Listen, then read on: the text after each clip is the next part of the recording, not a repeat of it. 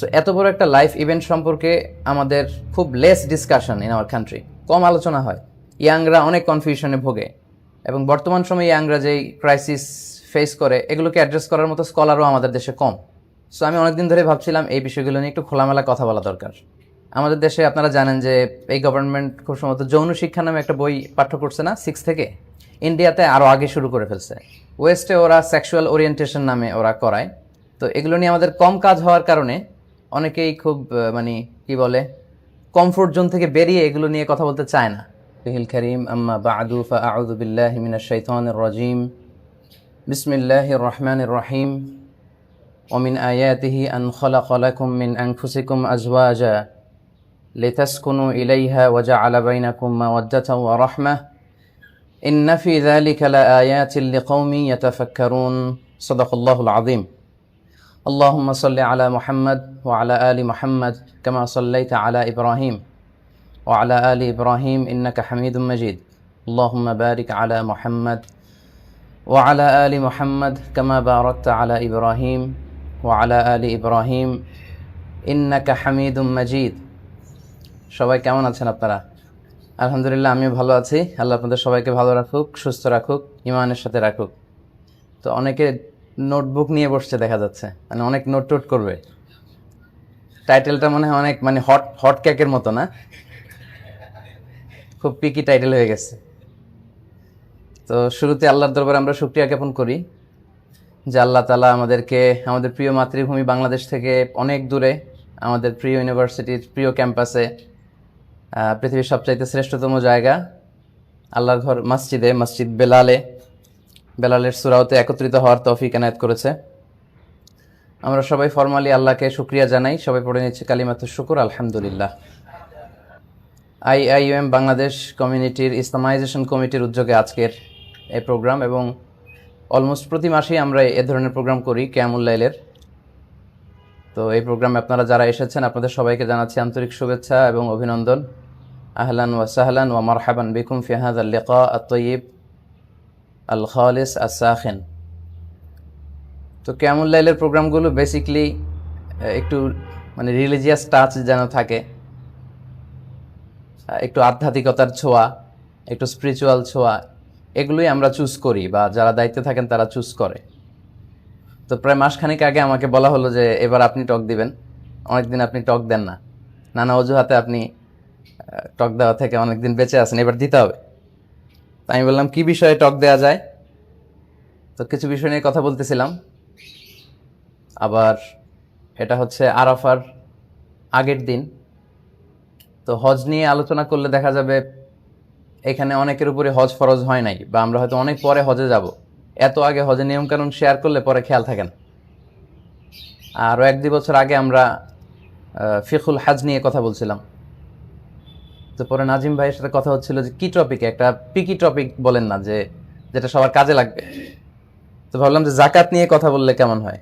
বলতেছে অনেকেরই তো টিউশন ফি দিতে অবস্থা খারাপ হয়ে যায়, জাকাতের নিয়ম এগুলো ব্যবসায়ী হলে পরে জানলেও চলবে। তো পরে অনেক দিন ধরে এই আমার মাথায় এরকম একটা চিন্তা ছিল যে বিয়ের আগে আমাদের কিছু প্রস্তুতি দরকার আছে। মানে this topic should be a very picky topic, কারণ এখানে অল আর ক্যান্ডিডেট না, অল্প 2-1 ছাড়া। আবার বিভিন্ন জায়গায় দেখেছি যে ম্যারিজ কোর্স করে, মালয়েশিয়াতে আমি দেখেছি। এটা হচ্ছে এবছরের জানুয়ারিতে খুব সম্ভব দেখলাম, আমি তখন দেশে। এখানে একটা স্টুডেন্ট ডিভিশন থেকে একটা আমাদের IIM এর অফিসিয়াল ওয়েবসাইটে একটা অ্যানাউন্সমেন্ট দেখলাম, ম্যারিজ কোর্স। এটাতে আবার ইন্টারন্যাশনালরা অ্যালাউড না, অনলি ফর মালয়েশিয়ানস। স্টাফরাও যেতে পারবে, টিচাররাও যেতে পারবে, স্টুডেন্টরা যেতে পারবে। তো এগুলো দেখে মাঝে মাঝে আমি ভাবতাম যে এরকম একটা ওয়ার্কশপ করা দরকার।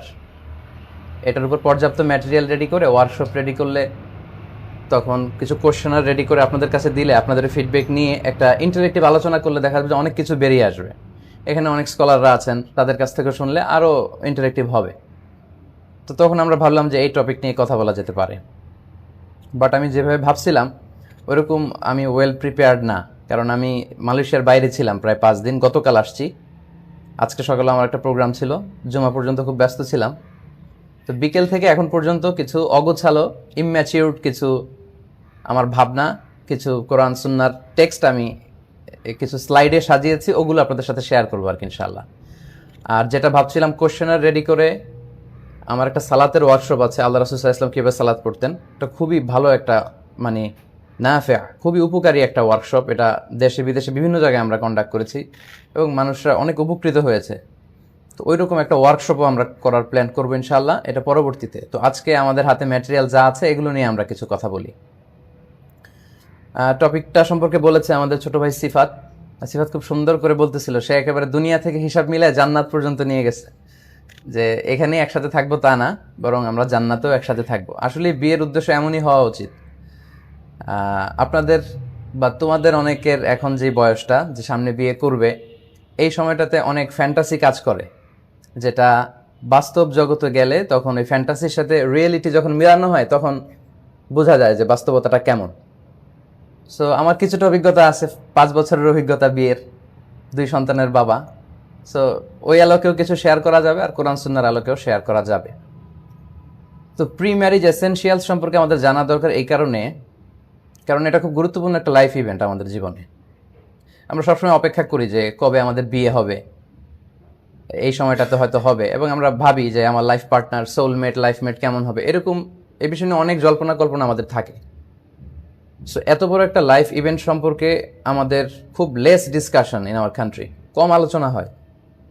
ইয়াংরা অনেক কনফিউশনে ভোগে, এবং বর্তমান সময়ে ইয়াংরা যেই ক্রাইসিস ফেস করে, এগুলোকে অ্যাড্রেস করার মতো স্কলারও আমাদের দেশে কম। সো আমি অনেকদিন ধরে ভাবছিলাম এই বিষয়গুলো নিয়ে একটু খোলামেলা কথা বলা দরকার। আমাদের দেশে আপনারা জানেন যে এই গভর্নমেন্ট খুব সম্ভবত যৌন শিক্ষা নামে একটা বই পাঠ্য করছে না, 6 থেকে। ইন্ডিয়াতে আরও আগে শুরু করে ফেলছে, ওয়েস্টে ওরা সেক্সুয়াল ওরিয়েন্টেশন নামে ওরা করায়। তো এগুলো নিয়ে আমাদের কম কাজ হওয়ার কারণে অনেকেই খুব মানে কি বলে, কমফোর্ট জোন থেকে বেরিয়ে এগুলো নিয়ে কথা বলতে চায় না।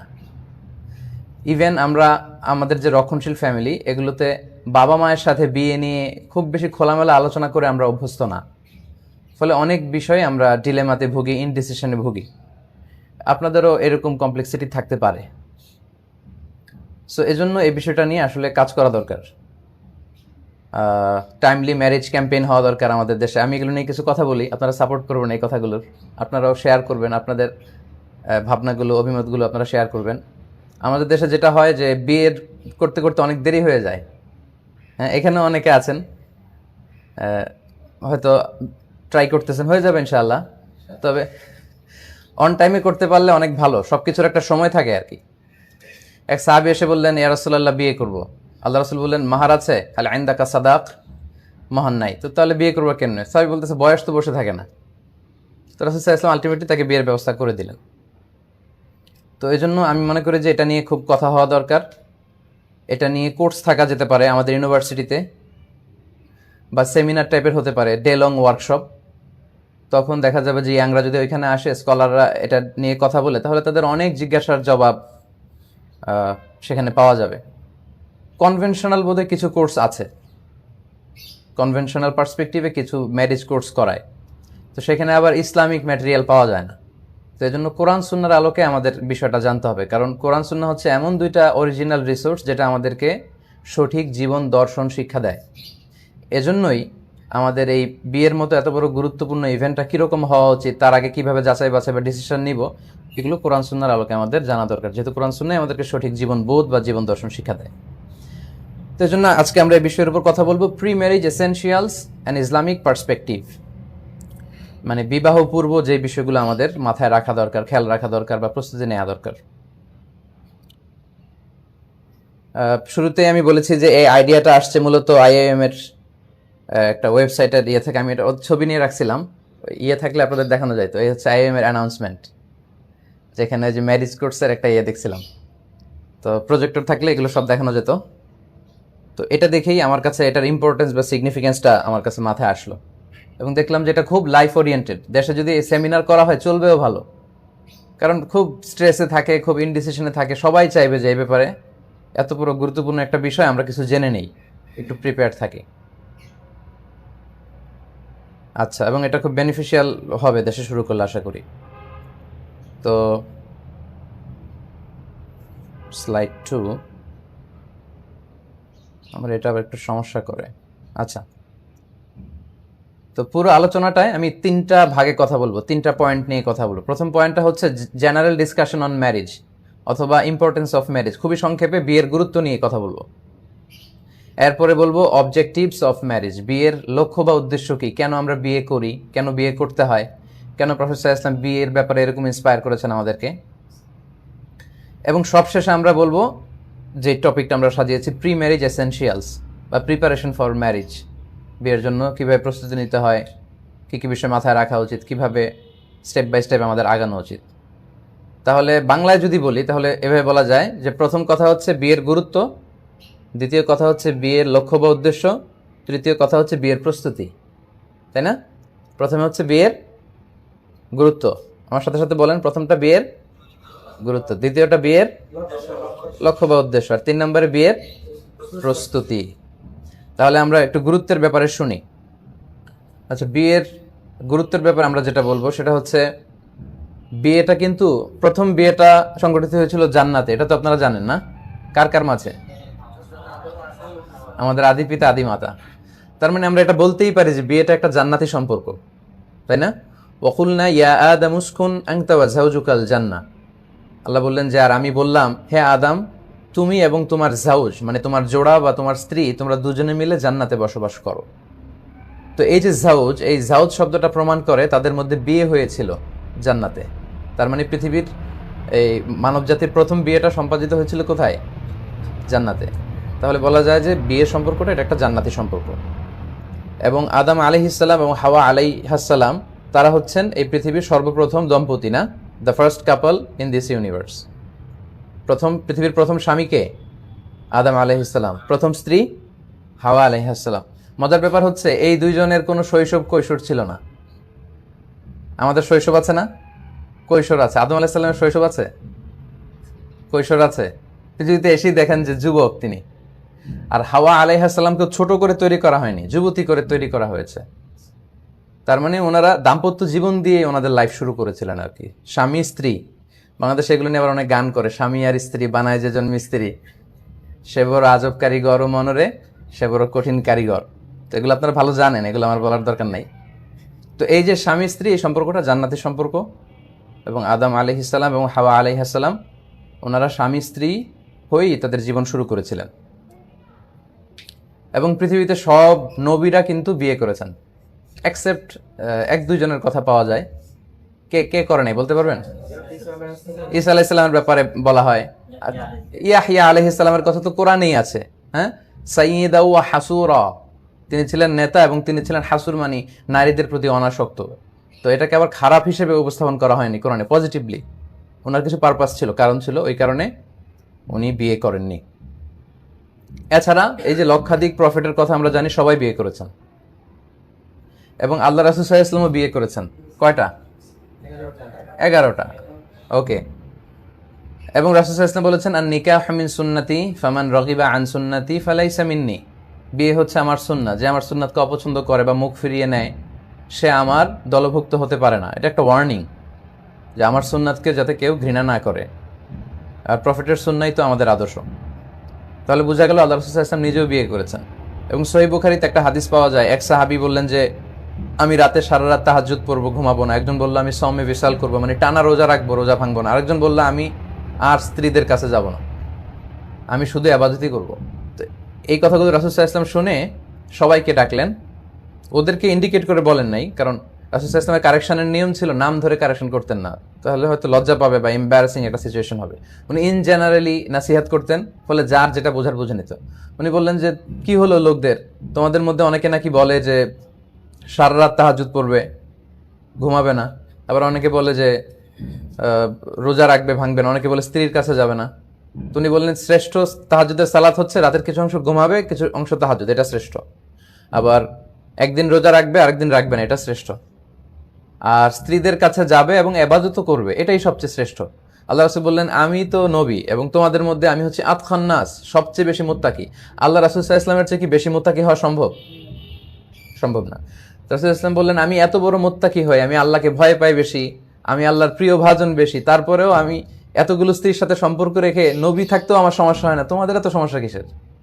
তো এইভাবে উনি বুঝালেন যে ভারসাম্যপূর্ণ জীবনাচরণ হচ্ছে বৈবাহিক জীবনে যাওয়া এবং সেটা মেনটেন করেই আল্লাহর ইবাদত করে আল্লাহর প্রিয় ভাজন হওয়া।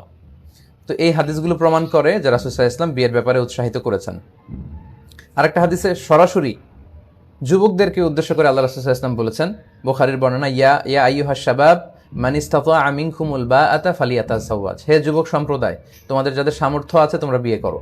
ফালিয়াতাযাওয়াজ, এটা অর্ডার, রাসূল সাল্লাল্লাহু আলাইহি ওয়াসাল্লামের রেকমেন্ডেশন, যে সামর্থ্য থাকলে মানে ফিনান্সিয়াল ক্যাপাসিটি আর ফিজিক্যাল ক্যাপাসিটি, সুস্থ টাকা পয়সা আছে, তারা যেন বিয়ে করে। আল্লাহ রাসূল সাল্লাল্লাহু আলাইহি ওয়াসাল্লাম বললেন ফাইন্নাহু আগাদ্দু লিল বাসার, কারণ বিয়ে করলে চোখ হেফাজতে থাকে, ওয়া আহসানু লিল ফারাজ, প্রাইভেট হেফাজতে থাকে, লজ্জাস্থান, চরিত্র হেফাজতে থাকে।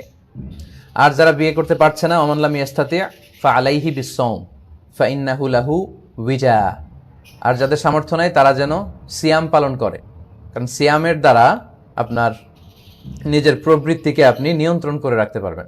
তাহলে এই যে এই হাদিসের শুরুর অংশ দেখেন, হে যুবকেরা যাদের সামর্থ্য আছে তোমরা কি করো? বিয়ে করো। তাহলে বোঝা গেল সব নবীরা বিয়ে করেছেন, রাসূল সাল্লাল্লাহু আলাইহি ওয়াসাল্লাম বিয়ে করেছেন, বিয়ে করতে বলেছেন, বিয়ের ব্যাপারে উৎসাহিত করেছেন। That means marriage is the main stream. বিয়ে করাটা এটাই মেইন স্ট্রিম, বিয়ে না করা এটা এক্সেপশনাল। বিয়ে না করে থাকাটা কি? এক্সেপশনাল, এটা জায়েজ আছে। যেমন আপনারা সহিহ মুসলিম শরীফের যে ব্যাখ্যা করেছেন, উনি হচ্ছে ইমাম আন-নাবাবী, উনি বিয়ে করেননি। আরেকজন স্কলার আপনারা সবাই নাম চিনবেন, ইমাম ইবনু তাইমিয়া, বিয়ে করেননি। বাট ওনার কাছে আসলে উনি বলতো যে, ইমাম শাফিও খুব সম্ভব বিয়ে করেননি, তো আসলে বলতো যে আমার কিছু কজ আছে এজন্য আমি করি না, তুমি করো, বিয়ে করো, তুমি সওয়াব পাবে, সওয়াব পাবে। তারপর আপনারা তাফসিরে তাবারির রচয়িতা ইবনু জারির আত-তাবারি জীবনে অনেক লিখেছেন, মানে উনি জীবনে যতদিন বেঁচে ছিলেন ওই সময়টাকে যদি ওনার কত পৃষ্ঠা লিখেছেন ওটা দিয়ে ভাগ করা হয়, তাহলে দেখা যেত উনি প্রতিদিন 87 পেজেস লিখেছেন। প্রতিদিন 87 পৃষ্ঠা আমরা পড়তে পারি? উনি লিখতেন। তো এই পুরো উম্মার চোখগুলো ওনাদের উপর ভরসা রেখে রাতে ঘুমিয়ে যায়, ওনারা ঘুমাতেন না, পড়তেন, কাজ করতেন, লিখতেন, বিয়ে করার সময়ই পান নাই। এটা এক্সেপশনাল, বাট এটা মেইন স্ট্রিম না। মেইন স্ট্রিম কি করা? বিয়ে করা। আপনার কেউ প্ল্যান করে রাখছেন না কেবল ওনাদের মতো হবেন? মেইন স্ট্রিমে থাকবেন ইনশাআল্লাহ। তাহলে বোঝা গেল যে প্রচুর বিয়ে করা দরকার।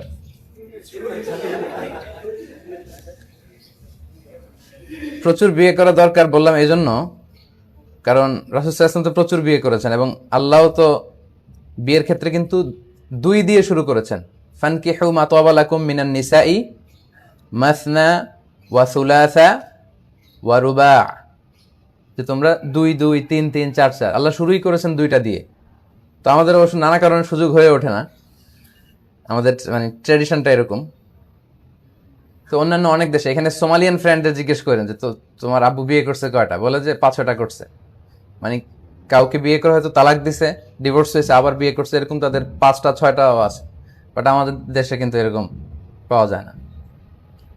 আমাদের দেশের মেয়েরা এই বিষয়ে খুব বেশি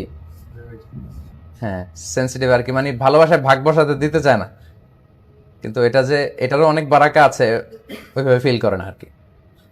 আচ্ছা, তাহলে বলতেছিলাম যে বিয়ে যদি কেউ করতে চায় একাধিক, এটাও কিন্তু শরিয়াতে এটার সুযোগ আছে।